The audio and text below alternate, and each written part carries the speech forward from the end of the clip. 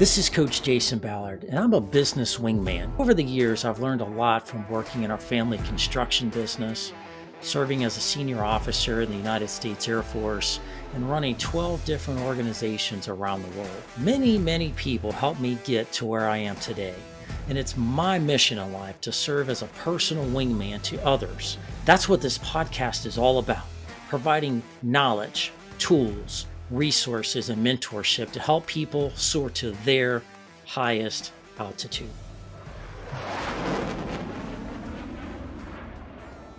And welcome back to the Soar Higher podcast. This is your host, Coach Jason Ballard. It's a real pleasure to be with you today. Today we got a great program. We're going to be talking about the top issue going on in business today, causing the most problems. Today we're going to be talking about employee engagement and eliminating single sources of failure in organizations that's causing so many problems and not allowing organizations to move forward and be as successful as they could be. So, have you ever been in an organization where only certain people had access to information? Or have you been in an organization where everything's centered around certain people, and you only had to go to them for the answers? They were the only ones that knew the combination to the safe or how to get into certain files or how to deal with certain situations. Well, this is a very common problem. So what happens when that happens? When there are certain people that are the go-to people, the people that seem to kind of hoard information sometimes, kind of build those kind of empires. What happens? What's the impact of that? Why is that not good? Progress gets stopped. People can't find the answers. If people are gone and the magic person has the magic answer and that organization is on leave, they are sick, or they are at lunch, or anything's going on, nobody else has access to the information. Nobody else knows what to do, and things stop. People get frustrated. There's confusion, and it creates inevitably a single source of failure. Now, the question is that optimal? Is that sustainable? Is that really the right thing to do? And I think the answer clearly is no. And so this is often referred to as kind of building an empire and building silos, intentionally or unintentionally. These things happen where certain people in the organization become the epicenter for a many things that are going on in the organization. So why does this happen? How does this happen? Well, one is about control. People like control, whether it's the boss, your boss, whether it's the owner of the company, whether it's the CEO, whether it's, anybody else that works in the company, a frontline employee. This is all about control in many cases, not to be a control freak or a micromanager. That's not really what this is about. This is about, I need to feel important. It's nice when people have to come to me for answers and I'm needed, I'm depended upon.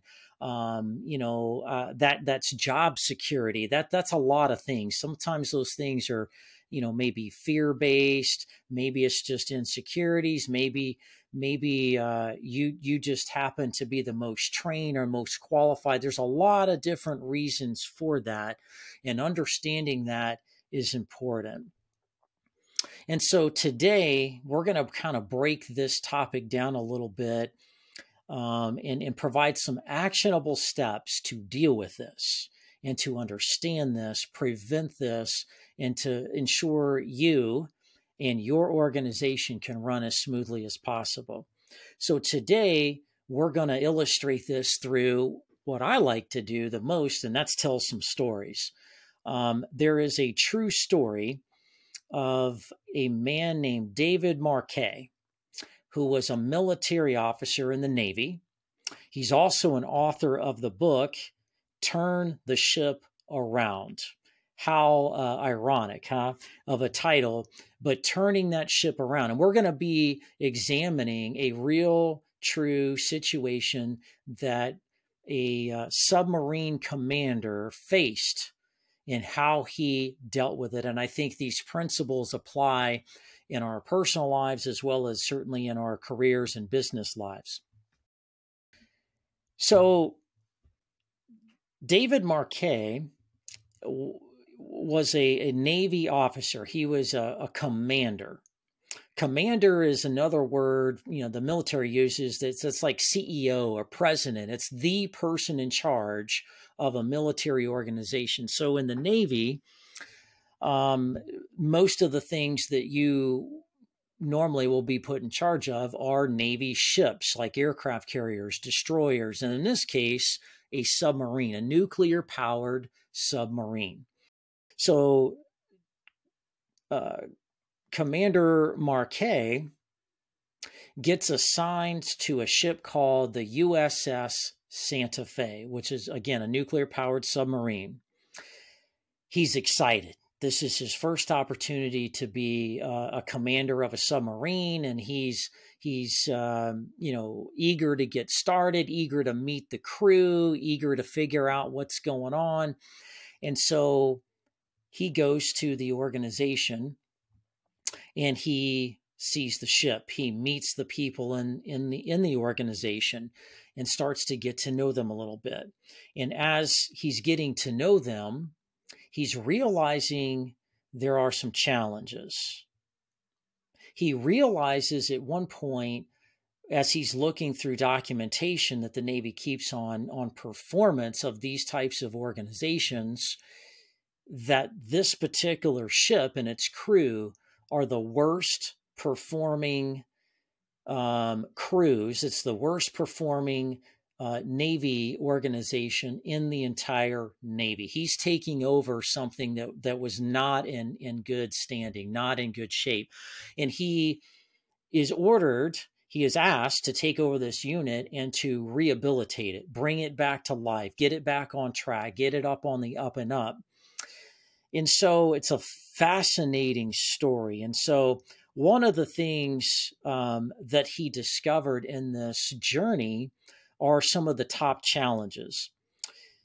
Here's what he immediately discovered. There was a lack of ownership of things as far as all the responsibilities within the ship. There was a lack of ownership. People were not taking ownership of their own spaces.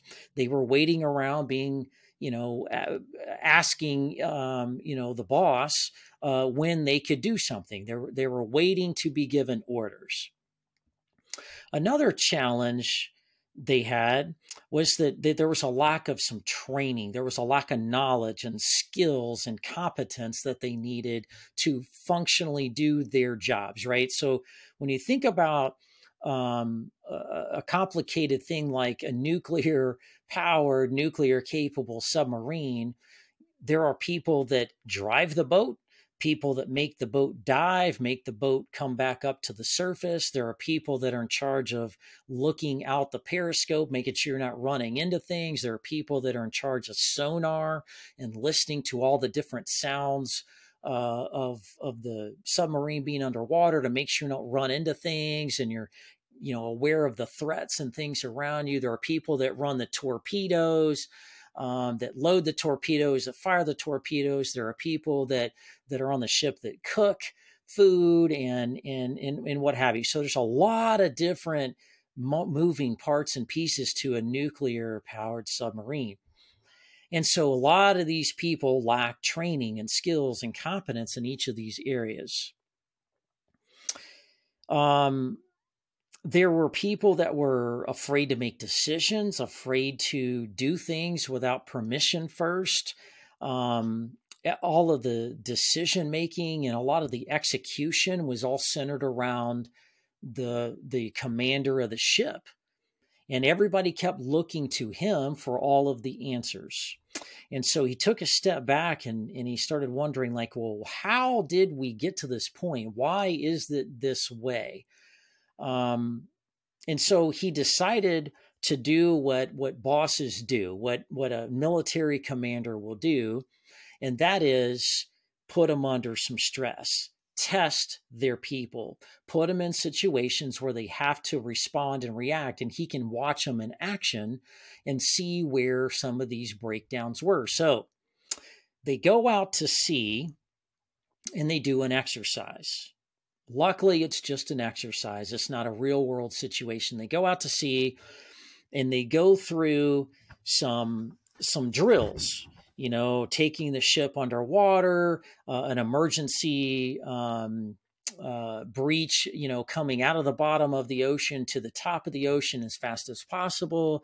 There's all kinds of scenarios they ran of being under attack or coming into contact with another enemy ship or submarine, et cetera, being given orders to launch nuclear weapons from the president. They went through these different scenarios and put stress on the ship. They put stress on the people. And so what he discovered was that everybody was waiting on him to give them orders. What he discovered was ineffectiveness, inefficiencies. It took a long time to get things done. Some things never did get done. And it was a real showcase of communication gaps, lack of engagement, a lack of ownership, a lack of responsibility, a lack of empowerment to the people.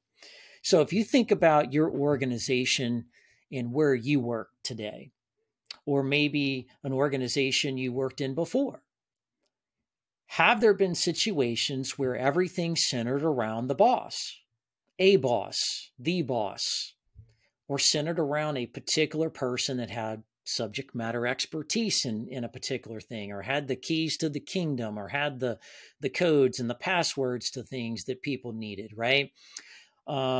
Knew where to find things, knew where things were going on, where other people need access to that information. Think about a situation where maybe a boss had to approve everything. Think of a situation where they needed to look at everything, review everything, whether it's finances or marketing or sales or customer service or name the issue. Everything had to go through one person. It slows everything down. You're waiting on them and their availability to do things. That's not good. That's not good. And so if you're a leader out there today listening to this, is this you? Does this describe you as a leader? Are you holding on to too many things? Are you controlling too many things? Are you having to make all the decisions? And are you frustrated and stressed like you can never get caught up because you're in the middle of too many things? If you're a subordinate, if you're a frontline worker or a mid-level manager, how frustrating is it for you to have to deal with an environment or a culture like that? It's very frustrating. And that's one of the reasons why people leave their jobs. That's why we have a lot of turnover, a lot of volatility in the workforce today, because of these types of things. So, Captain or Commander Marquet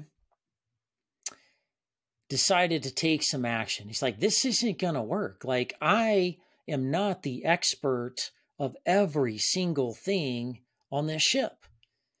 While he had training on all of the systems and things, of the ship, he's not a subject matter expert on everything on the ship. He's the boss. He's supposed to be providing the broader strategic aspects of the mission and where they're going and why they're going there, and motivating the crew and making sure everybody's supposed to be doing what they're supposed to be doing and everybody's communicating, right? He's in charge of all of the things and making sure everything on the ship is working and working well. And they're prepared to take action when they're called upon. Commander Marquet had a real challenge on his hand because everybody looked to him like he was the expert on everything. And they were waiting on him to tell them what to do at every stage of the process. Very inefficient, will not work. So, if this is you in your organization, here's some things that Commander Marquet did. One, provided clarity. The boss needs to provide clarity. The vision. Where are we going? What are we doing with the mission? Why are we doing what we're doing? Why is this important? What's the end state of what we're trying to do? And how do we know we've reached it when we get there? Number two, roles and responsibilities. Everybody on this submarine needed to know their specific role and responsibility. And so if you're in an organization, the question is, do you have roles and responsibilities laid out? Are you clear on the vision? And are you clear on the mission and the purpose? Second, are you clear on roles and responsibilities? Who's doing what? Because not everybody can do everything on the team. It takes a whole team. It takes individuals to work together as a team, doing their specific role and responsibility to contribute to the greater good of realizing the vision of what you're intended to do. Number three, people needed to be trained, and they need to be given resources and tools to be able to do their job, their role, their responsibility to the best of their ability and be very competent, very confident in those skills that in a moment's notice they can engage and work through that and execute everything they need to execute with no flaws, right? And number four, most importantly, number four, is understand the boss's intent. The people on the USS Santa Fe didn't understand Commander Marquet's intent. They were focused on the details of doing individual tasks in a sequential order to maneuver the ship during this exercise that they were out on. So getting the boss's intent, that means you understand the end state of what needs to happen. And you, in your specific role, are empowered to provide the solutions, to provide the subject matter expertise in how to actually help achieve that end state. It's not the boss's job to do all the work and to give everybody permission to do all the work to achieve an objective. It's the boss's job to provide, again, the clarity, the roles and responsibilities, the training, the resources, and provide the intent of what we're trying to achieve. At the end of the day, we're trying to take this submarine from point A to point B, park it off the coast of a potential enemy to be a strategic deterrent threat. So people that may not be friends with the United States of America understand that we can reach out and strategically touch them at any point. That's the whole purpose of a nuclear submarine, is to go into the water undetected, be close or nearby a hostile territory, and if and when given the order to launch weapons against an adversary, they can do that undetected, hit a target very fast, very stealthy, right? That's the intent of what they're trying to do, and why we even have nuclear submarines in the first place. And so what Commander Marquet had discovered is that people were focused on the intent. They were focused on every little detail. Captain, do you want us to dive 10 feet underwater or 100 feet underwater? Which one would you like, sir? Do you want a full glass of water or half a glass of water, sir? Do you want to launch one torpedo or 3 or 4 or 10? What do we need to do? Tell me what to do. And he realized that was a very bad place for them to be. And so he worked with the team to provide that clarity. They did clarify those roles and responsibilities. They did get people the training and the things they needed, but more importantly, it was about empowerment. And he started working with his leaders, his subordinate leaders, then down to the frontline sailors, frontline employees of the ship, to make sure they understand the intent. And he set those expectations of, I'm providing you the intent.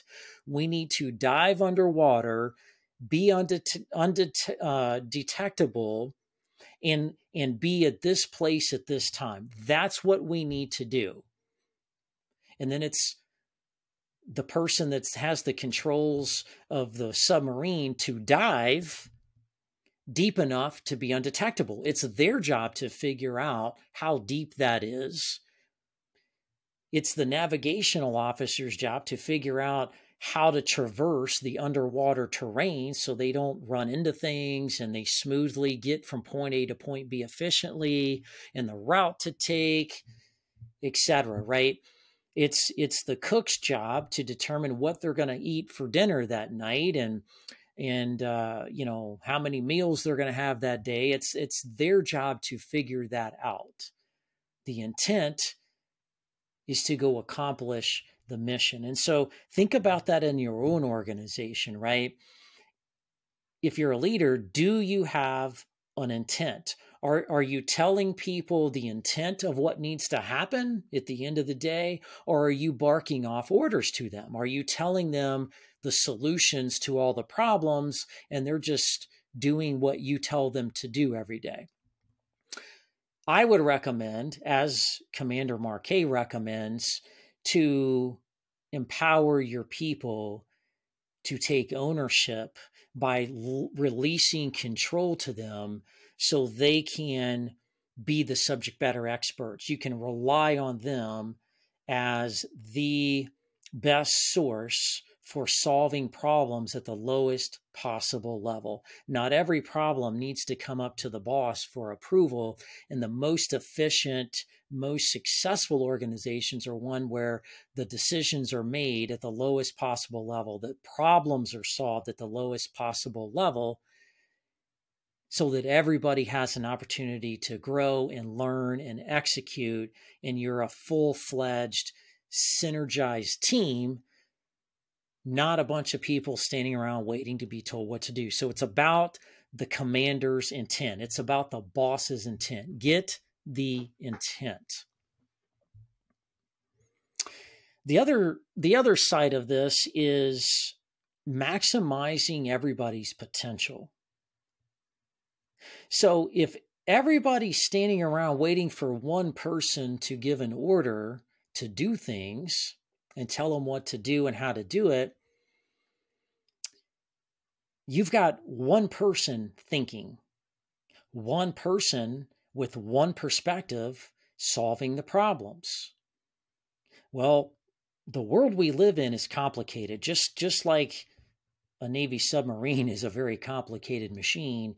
The world we live in, business, customer service, marketing, all the things that makes an organization succeed is complicated.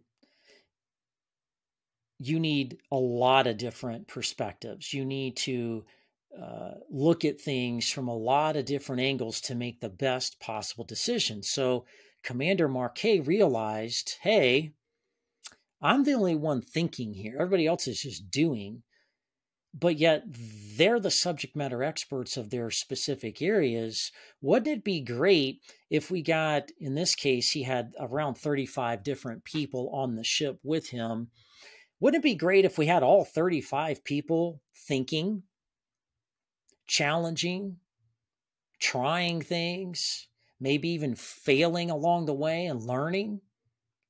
What if we got all 35 people together talking about problems? What if they started teaming up and working together better, and we got all 35 people thinking and operating and working together better? 35 minds is certainly better than one. So think about that in your company.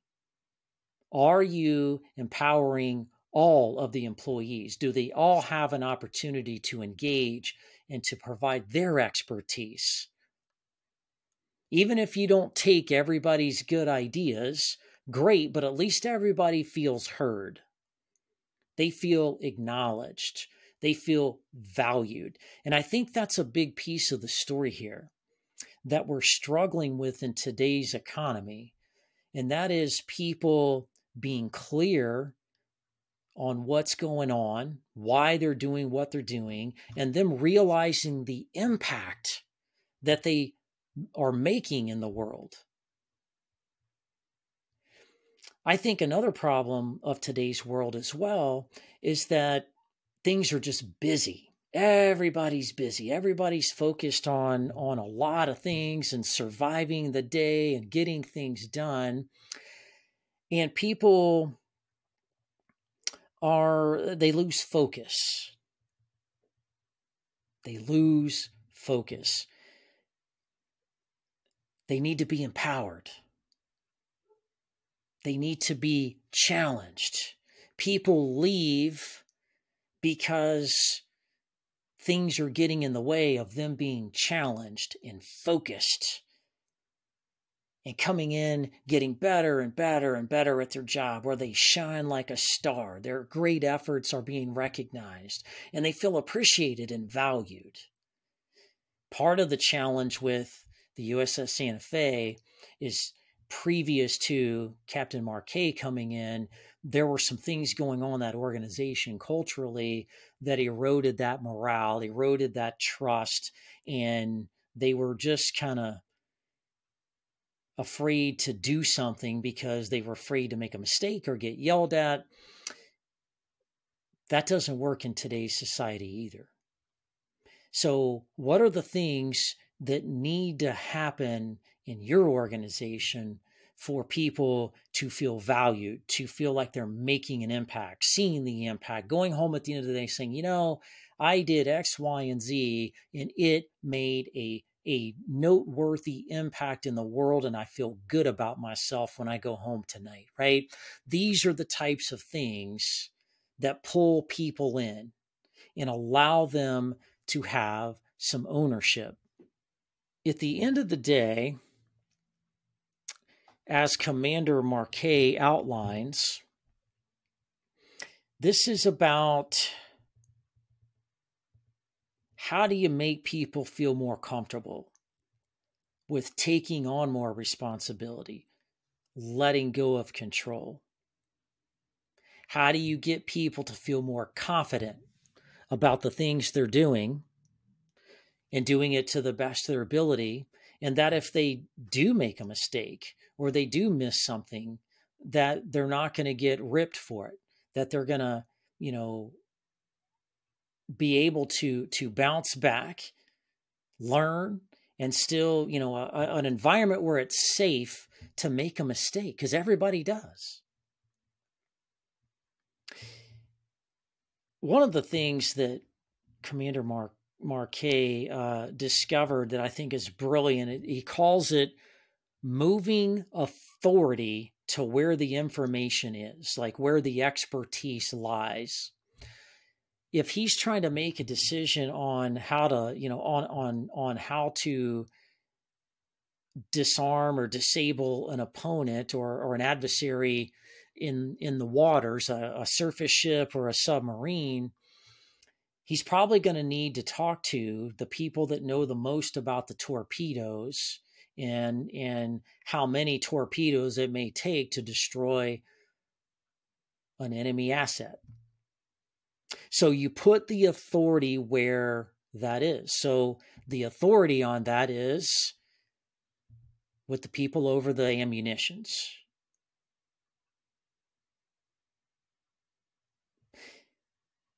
Think about that for a minute. Putting the authority where the information is. Where's the best information on marketing? Where's the best information on sales and how sales may or may not be going well? Where's the best information on your customer service and how well you're doing or not doing, right? Where is the information, where's the best information on these various functions within an organization lie, and putting the authority there for them to be able to understand the intent of what you're trying to accomplish, and letting them figure out the best ways to do that, and giving them the authority to do those things throughout that process. How powerful would that be? Okay. And that creates trust. That creates teamwork. That creates consistency. I think the biggest struggle with this is creating that trust, letting go control, and creating a system of accountability there where everybody's transparent and accountable for their piece of this. We have a mission to execute, and all of the functional people that are doing the functional things, everything from torpedoes to driving the boat to cooking the meals on the boat, they're providing their solutions of how they're going to contribute to that end state of completing that mission. And so moving authority to where the information is, that was powerful. The next piece of this, kind of one of the final pieces of this, is acknowledgement. Like, the only behavior you can change really is yours. You can't necessarily change everybody in the organization to some way you want them to be. The only behavior you really truly can change is your own. And so if you're looking for a place to start this, and looking for ways to implement this empowerment and embodying this, intent of the boss, intent of the commander, and delegating things down, and creating a culture of ownership and accountability like this, the only behavior you can change is really your own. And so it really starts with you as a leader. Whether you're a leader at the top, or the leader in the middle, or a leader anywhere else in the organization, it all starts with the leader, especially initially with the leader at the top, because you've got to be the example. You've got to set these expectations. You have to initiate this kind of framework and methodology of doing things. So it's about stop giving orders, stop holding all the control, and allowing that change to happen. Changing your behavior. So let go of control. That means somebody else has got to pick up the ball. You empower somebody to pick up the ball. You give them what they need to be able to do that. And you check in with them. And over time of some discipline and consistency through that, they become really proficient. And you multiply that across all the different domains of your specific organization. And now you've got magic. Now you've got real power. And so this is what happened on the USS Santa Fe. This is a real true story of David Marquet. David Marquet obviously wrote the book on this, and there are many, or at least a few, videos of this on YouTube. We're going to provide those links to those videos so you can watch this, listen to this, get more detailed information about this, because it's super powerful. We're going to provide those in the show notes. And so the end of the story goes like this. David Marquet takes over the worst Navy organization in the Navy at that time. After doing the things that we've talked about on this show, after embodying this, intent of the boss, the empowerment, and all the things that go along with that, what happened after a course of time, as he was leaving the organization, they got inspected. They got evaluated on their performance. And he took them from the worst in the Navy to the highest scoring, high performing unit in the history of the Navy, not just at that current time, but in the history of the entire Navy. They were the best performing organization. I think that is just absolutely remarkable, almost unheard of. But he is such a great leader, handled this with such class and dignity, and he took and was patient and went through this transformation with this submarine unit and ultimately took them to places they didn't even realize. And so the morale was high. People were, in good spirits. Everybody was proficient. Everybody was doing their job. Everything worked like a well-oiled machine. And that's what we all want. If you have a business and you're a leader in an organization, like, you want everybody to be happy. You want everything to go as well as it possibly can. You want to maximize your potential. You want to take things to the next level. You want to grow. You want to make more money, be more profitable, promote people, elevate people, grow the next generation of leaders. You want to drive innovation and new, exciting products and services for your clients and give them the best customer service possible. Well, here is the recipe for you to be able to do that. Is all the principles we talked about today. And so I highly encourage you to listen to these, go to the show notes and listen to the videos. There's two. One's kind of an illustration video with him explaining some things, and another one is Commander Marquet himself briefing, or not really briefing, but presenting this to a group of other leaders in an auditorium. And it's really great because you can see pictures of the ship and all that kind of stuff. It's a very fascinating story that I think we can all learn from. I certainly have taken a lot of lessons from this, being that I was in the military and I came across this a number of years ago and embodied these things. And I now incorporate that into my coaching business. And so when I'm coaching people, I connect them to these things as well, give them access to these types of tools and resources that Commander Marquet used as well. And so I highly encourage you to do that. Hope you got a lot of stuff out of this today. This is a very powerful thing that you can change, you can make to the best of your ability, like Commander Marquet did in his submarine. And so I wish you all the best with that. If you have any questions or thoughts or want to learn more, feel free to reach out at soarhirecoaching.com. Happy to have free consultations and question and answer sessions with you. And so that's all for today's show. Please join us next week. Next week, we're going to be talking about another great topic. It's how not to get scammed by all the marketing people out there that are claiming to be marketing experts that can 20x your business, how not to get scammed by them and actually do marketing the right way and connect with your ideal clients in a way that builds trust, long-lasting relationships, and obviously growing your business to the next level. You don't want to miss that. That's a great show today. Appreciate your attention. Look forward to seeing you next week.